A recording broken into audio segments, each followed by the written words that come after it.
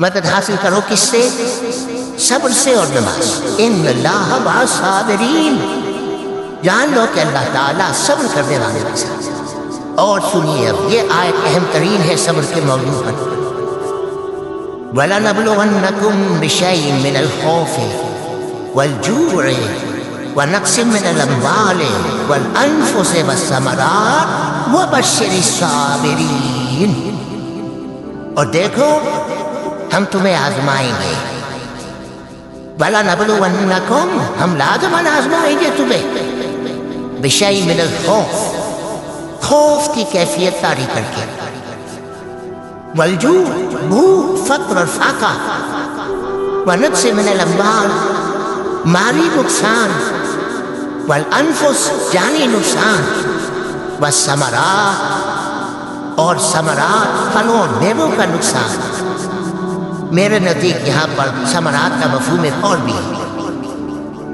ایک تو صاف تھا کھجور کی فصل تیار ہے اور غزوہ تبوک جانے کا حکم مل گیا. کون اتارے گا؟ اور کھجور وقت پر اتری نہیں، برباد ہو گئی. یہ ہو رہا نا میووں کا نقصان. اور میرے نزدیک یہاں یہ بھی ہے بسا اوقات بہت سی محنتوں کا نتیجہ انسان دیکھتا کہ ضائع چلا جائے. میں نے 10 سال محنت کی، حاصل کوئی نہیں. یہ ثمرات کیا ہے؟ محنتیں، محنتوں کے ثمرات کا ضیاع. کوشش آپ نے کی، قسمت کی خوبی دیکھیے، ٹوٹی کہا کمن، 2-4 ہاتھ جب کے لبے باندھے. Be prepare. ایک شاعر کے یہ اشعار ہیں، وہ کمیونسٹ تھا، میں نام بھی نہیں لیتا، لیکن یہ کہ یہ اسی انقلابی، چونکہ ان کا بھی ایک انقلابی نظریہ ہے. انقلابی عمل میں یہ سارے مراحل آتے ہیں. کوئی سیٹ بیک آیا فرض کیجئے، کوئی ناکامی ہو گئی، تو اپنے ساتھیوں کو دل بڑھانے کے لیے یہ فصل امیدوں کی ہمدم اس بار بھی وارت جائے گی. سب محنت صبح و شاموں کی اب کے بھی اکارت جائے گی. میرے ندی کے ثمرات کا جو لفظ یہاں آیا ہے، بنفس من الاموال والانفس والثمرات، سب محنت صبح و شاموں کی اب کے بھی اکارت جائے گی. دھرتی کے کونوں کھدروں میں پھر اپنے لہو کی کھاد بھرو، پھر مٹی سینچو اشکوں سے، پھر اگلی رت کی فکر کرو، پھر اگلی رت کی فکر کرو. جب پھر ایک بار اجڑنا ہے، ایک فصل پکی تو بھر پایا، تب تک تو یہی کچھ کر چکا. ایک مقصد ہے ساتھ، انقلاب برپا کرنا ہے. ایک کوشش ناکام ہو جائے کوئی پرواہ نہیں، پھر تیار رہو ناکامی کے لیے. ایسا نہ ہو جو انگریزی میں کہتے ہیں hope for the best but be prepared for the worst. ایسا نہ ہو کہ دوسری مرتبہ ناکام ہو کے بددل ہو جاؤ، تمہاری ہمت ہے جواب دے جائے. نہیں، پہلے سے تیار رہو کہ دوسری مرتبہ بھی ناکامی آئے تو آئے، لیکن جب تک کہ کامیابی حاصل نہیں ہوتی ہمیں یہ کام کیے. صبر کا مادہ نہیں ہوگا تو آپ کام نہیں کر سکیں گے. اور اسی کا ایک دوسرا رخ ہے، جب آپ دعوت حق کے لیے کھڑے ہوں گے، پہلا قدم کیا آتا ہے؟ استہزاء، تمسخر، مذاق اڑانا. جس کی میں مثال دینا چاہتا ہوں محمد رسول اللہ صلی اللہ علیہ وسلم کی شخصیت. دیکھیے ہم کیا اور ہماری بساط کیا، ہم کیا مبلغ ہوں گے، کیا داعی ہوں گے. ہمارے اپنے دامن پر داغ ہوتے ہیں، لیکن یہ کہ محمد رسول اللہ کے دامن پر کوئی داغ تھا. ان کو تو سارے مٹکے والے الصادق الامین کہتے تھے، نہایت محبوب شخصیت تھے. ان کے لیے تو جا صادق، جا امین، یہ الفاظ سننے میں آتے تھے، آنکھوں کا تارا. لیکن جب آپ نے دعوت شروع کی، اب قرآن مجید میں دیکھیے، کسی نے کہا مجنون ہو گئے، دماغ خراب ہو گیا، پاگل ہو گئے، اجی شاعر ہے، کچھ شعر چھوڑ لیتے ہیں ہم پر بہت جماتے. کسی نے کہا ساحر ہے، کچھ جادو سیکھ لیا. یہاں تک کہ ایسے بدبخت بھی پیدا ہوئے قرآن میں ہے، ساحر کذاب، سحر کرنے والا جادوگر نہایت جھوٹا. یہ الفاظ کہے جا رہے ہیں کس کی شان میں؟ محمد رسول اللہ صلی اللہ علیہ وسلم. قرآن میں نقل کیا گیا، یا ایھا الذی نزل علیہ الذکر انک لمجنون. تبھی آپ نے اس کا ترجمہ سوچا؟ وہ شخص دیکھیے تصور کیجئے حضور جا رہے ہیں، تشریف لے جا رہے ہیں، کسی دعوت میں ہے، تبلیغ میں، یا ویسے ہی تشریف لے جا رہے ہیں، اور کوئی ایک دم گھٹا ہے لوگوں کا، ادھر سے فکرہ آتا ہے، تیر کی طرح لگتا ہے دل میں جا کر محمد کے صلی اللہ علیہ وسلم۔ وہ شخص جس کا یہ خیال ہے کہ اس پر کوئی ذکر نازل ہو رہا ہے، ہمارے خیال میں تو تمہارا دماغ خراب ہو، یا ایھا الذی نزل علیہ الذکر انک لمجنون۔ اور یہ نہ سمجھیے کہ حضور صلی اللہ علیہ وسلم کے قلب مبارک کو تکلیف نہیں ہوتی تھی۔ میں قرآن سے ثابت کروں گا، میں کہیں کوئی کہانیاں بیان نہیں کرنا چاہتا۔ قرآن نے کہا وَلَقَدْ نَعْلَمُ أَنَّكَ يَضِيقُ صَدْرُكَ بِمَا يَقُولُونَ۔ اے نبی ہمیں خوب معلوم ہے صلی اللہ علیہ وسلم کہ جو کچھ یہ لوگ کہہ رہے ہیں اس سے آپ کا سینہ پھچتا ہے، یہ جو گھٹن ہوتی ہے، صدمہ ہوتا ہے۔ انکا یضیق صدرک بما یقولون، ہمیں خوب معلوم ہے کہ جو کچھ یہ باتیں آپ کو سننی پڑ رہی ہیں، یہ کڑوی کسیلی بات، یہ جو فکرے تجھ رہے ہیں، استہزاء ہو رہا ہے، تمسخر ہو رہا ہے۔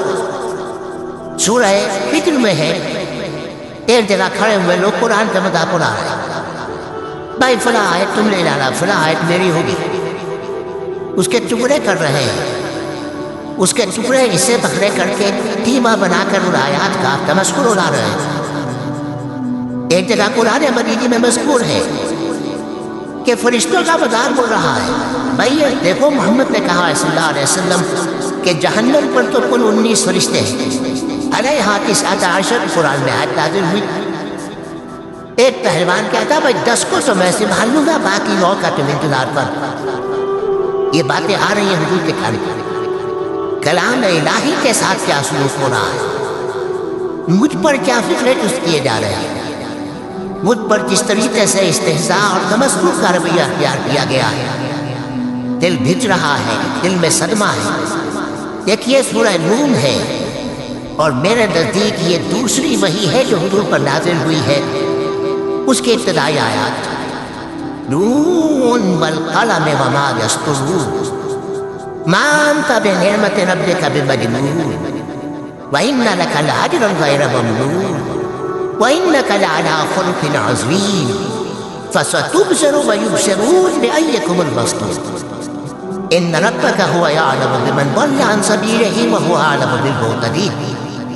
نون، قسم ہے قلم کی اور جو کچھ یہ لکھتے ہیں۔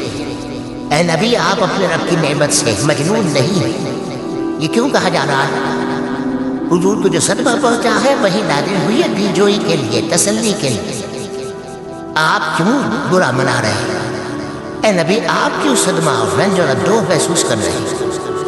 ان بدبختوں کے کہنے سے کوئی آپ مجنون ہو جائے گا؟ مانتا بے نعمت ربک بمجنون وَإِنَّ لَكَ لَأَجْرًا غَيْرَ مَمْنُونٍ۔ آپ کو جو یہ صبر کرنا پڑ رہا ہے، آپ کو جو یہ جھیلنا پڑ رہا ہے، اس کی وجہ سے آپ کو وہ اجر ملے گا جس کا سلسلہ کبھی منقطع نہیں ہوگا۔ وَإِنَّكَ لَعَلَىٰ خُلُقٍ عَظِيمٍ، اور اے نبی آپ تو خلق عظیم کے قابل ہیں۔ آپ کا اخلاق، آپ کا کردار، آپ کی سیرت، آپ کی شخصیت میں طہارت، نفاست، پاکیزگی، آج تک دنیا نے کوئی پاگل، کوئی مجنون ایسا بھی دیکھا؟ یہ ساری باتیں اللہ تعالیٰ حضور کی دلجوئی کے لیے کرتا ہے۔ اس سے آپ اندازہ کیجئے کہ کتنا صدمہ ہوتا ہوگا۔ یہی ہے، اس ساری چیز کو جمع کیجئے تو یہ چیز کیا ہے؟ وَاصْبِرْ عَلَىٰ مَا يَقُولُونَ وَاهْجُرْهُمْ هَجْرًا جَمِيلًا۔ صبر کرو اے نبی، صبر کرو اے محمد صلی اللہ علیہ وسلم، جھیلو اور برداشت کرو اس پر جو یہ کہہ رہے ہیں۔ اچھی طرح نوٹ کیجئے یہ بات، اور سیرت کی کا سمجھ لیجئے، آج ایک بیان ہو جائے گا۔ یوں سمجھیے جب حضور نے یہ کہا کہ مجھ پر وحی نازل ہوئی، فرشتے سے ملاقات ہوئی، تو اب وہ چہمے پوجیاں شروع ہو گئی، معلوم ہوتا دماغ خراب ہو گیا۔ دیکھیے ہم نہیں کہتے تھے یہ جا کے غار حرا پہ بیٹھتے ہیں، کئی کے دن رہتے ہیں، بھوکے رہتے ہیں، وہ خشکی چڑھ گئی نا حاضر۔ یہ جس طرح کی باتیں دنیا میں آج ہوتی ہیں اسی طریقہ کی باتیں ہوتی ہیں۔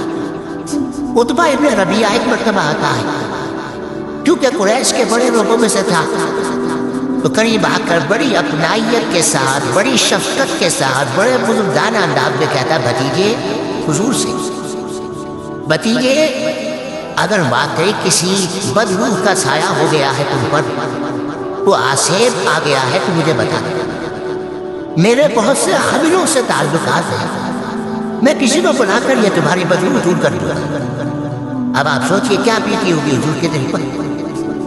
یہ وہ کیفیات ہیں، اور یہ نوٹ کر لیجئے 4 برس تک یہی شکل رہی، مخالفت کسی نوع سے ہوئی ہے جس کو کہتے ہیں فزیکل پرسیکیوشن، جسمانی تشدد، وہ پہلے 4 سال نہیں ہوا۔ اس کی وجہ کیا ہے کہ در حقیقت جب بھی کبھی کوئی ایسی دعوت اٹھتی ہے، اب مجھے اجازت دیجیے میں ایک لفظ انقلاب یہاں استعمال کروں، انقلابی دعوت۔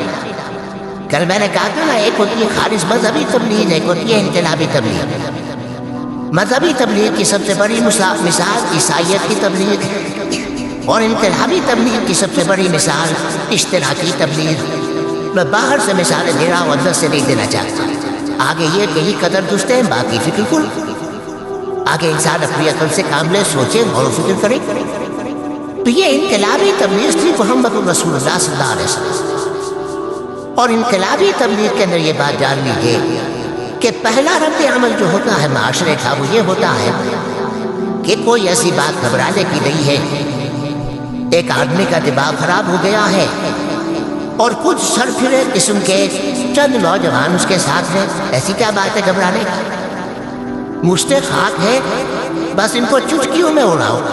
جو چٹکیوں میں اڑانا کہلاتا ہے، اسی کو قرآن مجید میں ایک اور جگہ کہا گیا ہے، یریدون لیطفئوا نور اللہ بافواہہم، یہ چاہتے ہیں کہ اللہ کے نور کو اپنے منہ سے بجھا دے، پھوکے مار کے ہی بس۔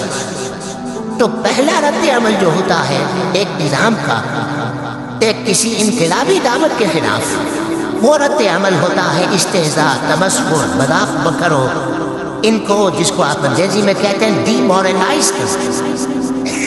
ان کی ہمتیں جو ہے وہ ٹوٹ جاتی، ان کو اس طریقے سے، اسی کا نام ہے آج کل کی اصطلاح میں کیریکٹر اسیسینیشن۔ ان کی شخصیتیں جو ہے ان کو داغدار کر دو، ان کا اعتبار ختم کر دو، ان کا استہزاء کرو، تمسخر کرو۔ اور یہ میں آپ سے عرض کر رہا ہوں اس وقت ایک بولا فخر کے ساتھ اور اللہ تعالیٰ کا شکر ادا کرتے ہیں کہ میں نے جو کام کیا ہے اس وقت پاکستان میں، آپ نے اخبارات میں دیکھا ہوگا، بڑا دقیانوسی مولوی ہے، دیکھ بات کا رد عمل جو ہوا وہ آپ کے علم میں ہوگا۔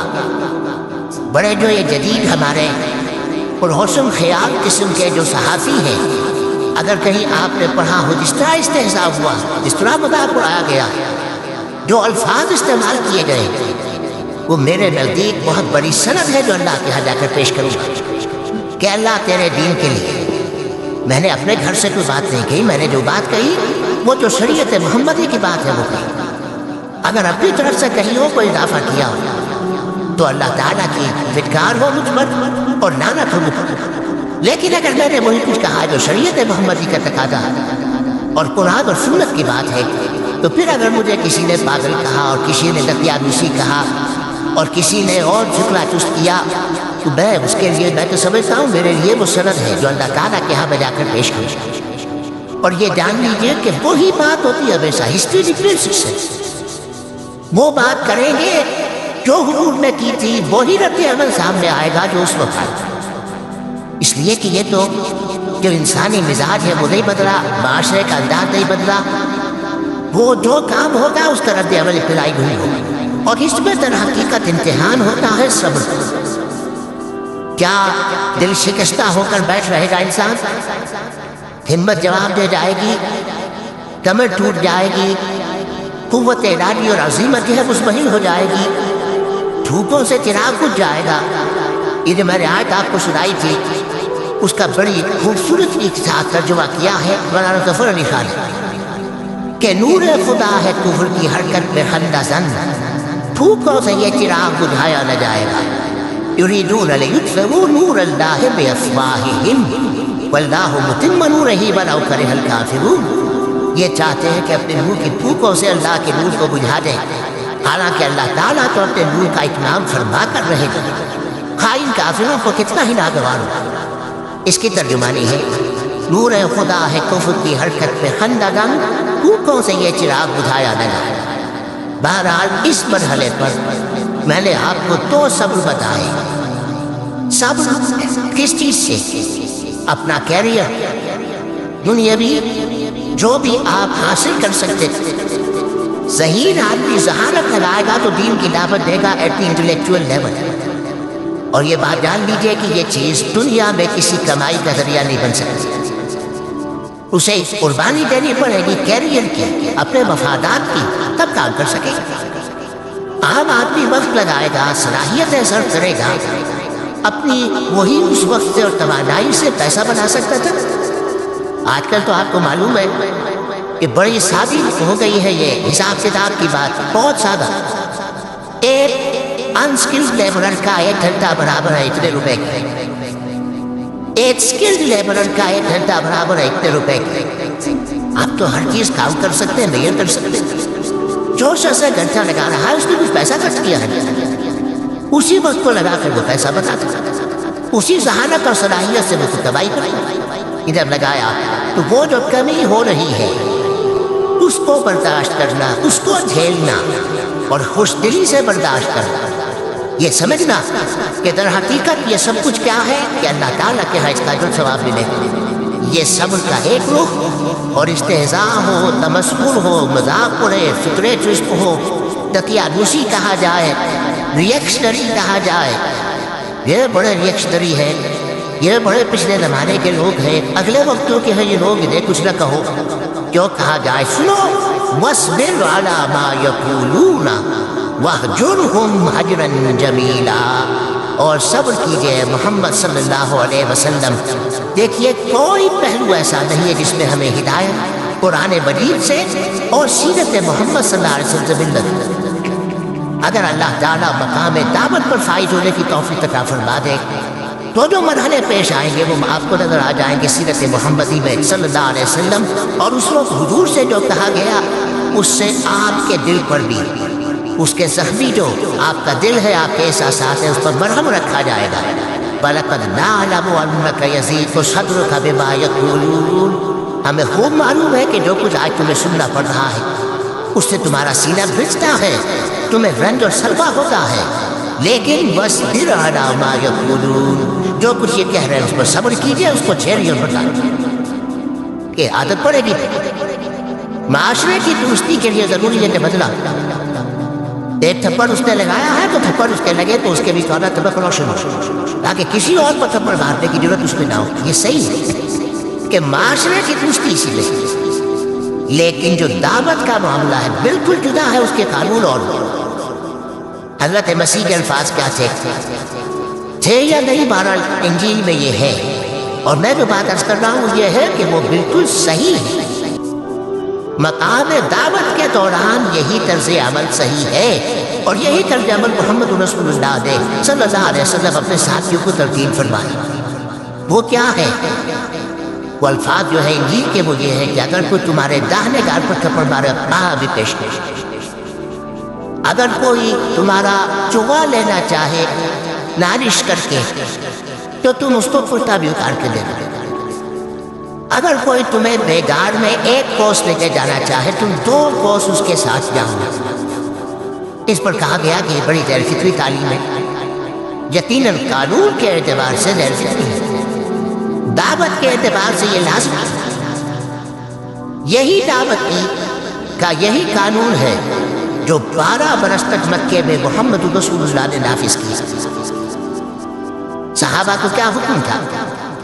تمہیں کتنا ہی مارا جائے تم جواب میں کوئی کارروائی نہیں کر سکتے۔ نو ریزسٹنس، نو ریٹیلیشن۔ ریزسٹنس تو ہے، پیسو ریزسٹنس۔ ریزسٹنس کیا ہے کہ پیچھے مت ہٹنا۔ وہ سارا دباؤ کیوں دے رہے تھے کہ تم اپنا تعلق منقطع کرو محمد سے صلی اللہ علیہ وسلم، تم توحید کو چھوڑو، اپنے آبائی دین میں آؤ۔ اسی کے لیے پریشرائز کر رہے تھے۔ حضرت بلال کو مار رہا ہے امیہ ابن خلف، حضرت خباب بن الارت رضی اللہ تعالیٰ عنہ کو دہتے ہوئے انگارے زمین میں بچھا کر اور اس کے اوپر ننگی پیٹھ جتا دیا۔ آپ ذرا تصور کیجئے، ایک شخص دیکھ رہا ہے کہ دہتے ہوئے انگارے بچھائے جا رہے ہیں، میرے لیے تیار کیے جا رہے ہیں، اور پھر حکم دیا جاتا ہے کرتا اتار دو، کرتا اتار دو، لیٹ جاؤ، لیٹ جاتا ہے۔ کیوں؟ بڑی غیر فطری بات ہے یہ تو۔ اسے ہاتھ پاؤں مارنے چاہیے۔ ایک آدمی ڈیسپریٹ ہو جائے تو آپ کو معلوم ہے اس کے اندر طاقت بہت آ جاتی ہے۔ اسے نظر آ رہا کہ مجھے تو بھون دیں گے، کباب بنا دیں گے، تو اگر اسے اجازت ہو 2-4 کو مار کر مرے گا۔ اجازت نہیں، محمد نے ہاتھ باندھ دیے صلی اللہ علیہ وسلم، تمہیں اجازت نہیں ہاتھ اٹھانے کی۔ یہ بعد میں سورہ نساء میں یہ الفاظ نازل ہوئے کہ اے مسلمانوں، ایک زمانہ یہ تھا کہ تمہیں حکم تھا کفوا ایدیکم، اپنے ہاتھ بندے رکھو۔ You are not allowed to retaliate. ڈٹے رہو، جمے رہو، کھڑے رہو، صبر کرو، جھیلو، برداشت کرو، پیچھے نہ ہٹنا، نہ محمد کے دامن سے چھوڑنا صلی اللہ علیہ وسلم، نہ توحید کا دامن چھوڑنا، لیکن ہاتھ اٹھانے کی اجازت۔ بتائیے کہاں گیا قانون؟ قانون تو یہ ہے کہ بدلا لو، لیکن وہ قانون تو اس وقت نافذ ہوگا جب انقلاب آ جائے گا، اسلامی حکومت قائم ہو جائے گی، تب آئے گا نا قانون۔ ابھی مرحلہ ہے انقلابی عمل کا، ابھی تو انقلاب لانا ہے، اسلامی حکومت قائم کرنی ہے۔ اس پروسیس کے تقاضے کچھ اور ہیں۔ اس میں جو پہلا مرحلہ ہے وہ پیسیو ریزسٹنس کا ہے۔ سب یہی وجہ ہے، دیکھیے مکی صورتوں میں نبی اکرم صلی اللہ علیہ وسلم کو کتنے مختلف پیرایوں میں صبر کا حکم دیا گیا۔ کچھ مثالیں میں دے چکا، وَلِرَبِّكَ فَاصْبِرْ۔ اسی طریقے سے وَاصْبِرْ كَمَا صَبَرَ أُولُو الْعَزْمِ مِنَ الرُّسُلِ، اے نبی صبر کیجئے جیسے کہ صبر کیا ہمارے اولو العزم رسولوں۔ وَاصْبِرْ وَمَا صَبْرُكَ إِلَّا بِاللَّهِ، اے نبی صبر کیجئے، اور آپ کا صبر تو اللہ ہی کے سہارے ہے۔ وَاصْبِرْ لِحُکْمِ رَبِّكَ، یہ سورہ نون جس کی ابتدائی آیات میں نے آپ کو سنائی، نون والقلم وما یسطرون ما انت بنعمت ربک بمجنون، اس کا اختتام کیا ہوتا ہے؟ وَاصْبِرْ لِحُکْمِ رَبِّكَ وَلَا تَكُنْ كَصَاحِبِ الْحُوتِ إِذْ نَادَىٰ وَهُوَ مَكْظُومٌ، اے نبی صبر کیجئے اپنے رب کے فیصلے کا، انتظار کیجئے، اور اس مچھلی والے کے مانند نہ ہو جائیے۔ مچھلی والا کون؟ حضرت یونس علیہ السلام۔ مچھلی والے نے اپنے دینی حمیت اور غیرت جو تھی اس کی وجہ سے اللہ کے حکم کا انتظار نہیں کیا، اپنے قوم کو چھوڑ کر چل چل۔ نبی کا، رسول کا یہ معاملہ ہوتا ہے، جیسے کہ آپ کو معلوم ہے کوئی افسر ہے کسی حکومت کا، وہ اپنی پلیس آف ڈیوٹی کو نہیں چھوڑ سکتا، he must stick to his place of duty. بڑے افسر کے لیے بھی یہ بہت اہم بات۔ تو اے رسول، جہاں آپ کو ہم نے تعینات کیا ہے، آپ وہاں سے ہل نہیں سکتے کہ ذرا مخالفت ہوئی، لوگوں نے فطرت کی ہے اور آپ کہیں اور چل دیے، دفع ہوئیے، یہ بات نہیں سننا چاہتے، میں کسی اور کو سناؤں گا، ہو سکتا ہے ہم تو کرتے ہیں نہیں، اس لیے کہ ہمیں تو اللہ نے کہیں تعینات تو نہیں کیا نا۔ اگر ایک جگہ کے لوگ بات نہیں سنتے تو لوگ ہم کہیں اور جائیں گے، وہاں بات سنائیں گے۔ لیکن رسول کا معاملہ ہوتا ہے جو اس کی پلیس آف اپائنٹمنٹ ہے، he cannot leave his place without the express permission of Allah سبحانہ و تعالی۔ آپ نے سنا ہوگا، سیرت کی تقاریر میں پڑھا ہوگا کہ مدینے کی طرف ہجرت کی اجازت حضور نے تمام صحابہ کو دے دی، خود منتظر رہے جب تک کہ اللہ کی طرف سے اجازت نہیں آتی۔ حضرت ابوبکر پوچھتے رہتے تھے حضور اجازت آ گئی کہ نہیں؟ ابھی نہیں آئی۔ حضور اس نے آگے ابھی آئے، ابھی نہیں آئے۔ حبشہ کی طرف سب کو بھیج دیا، اجازت دے رہی جو جانا چاہے چلا جائے۔ حضور کی صاحبزادی جو حضرت عثمان کے نکاح میں تھی وہ بھی ہجرت کر رہی، لیکن حضور کو نہیں گئے۔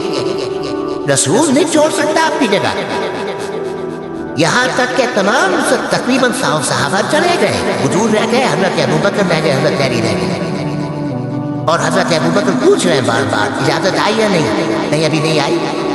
حضرت عائشہ نے واقعہ بیان کیا کہ ایک روز اچانک دوپہر کے وقت ہم نے دیکھا کہ حضور نے اپنے پورے جسم کو ڈھانپا ہوا ہے، چہرے کو بھی کپڑے میں ڈھانکا ہوا ہے اور تشریف لا رہے ہیں۔ یہ اس میں تعجب کی بات یہ کہ عرب میں آج بھی آپ کو معلوم ہے کہ یہ چیز جو ہے ان کی روایات کے خلاف ہے کہ دوپہر کے وقت کوئی کسی سے ملنے جائے۔ یہ وقت جو ہے طیلولہ کا ہے، آرام کا ہے۔ آج کل وہ عصر اور ظہر کے مابین کا وقفہ